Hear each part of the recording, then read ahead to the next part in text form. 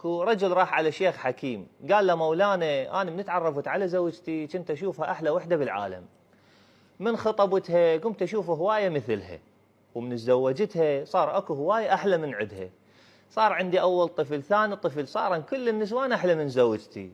الشيخ باوع عليه قال له كمليت؟ قال له ايه. قال له خلي اقول لك شيء ادهى وامر. شنو؟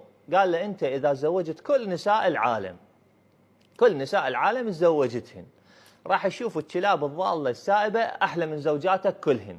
قال له هاي شنو؟ هو هذا جواب؟ قال له اي هذا جواب. ليش؟ لانه المشكله مو بزوجتك، المشكله بيك انت. انت اولا قلبك طماع وما يستحي من الله وبصرك زائغ، فانت يا محفوظ البقى والسلامه شو وقت ما غضيت بصرك عن ما حرم الله راح ترجع تشوف زوجتك احلى وحده بالدنيا. واذا ظل بصرك زايغ فراح تظل تجر ورا ملذات الدنيا وما راح يترس عينك غير تراب قبرك. فارضى باللي قسم لك يا رب العالمين، وغض بصرك عن المحرمات، ودائما رب العالمين ان يجمع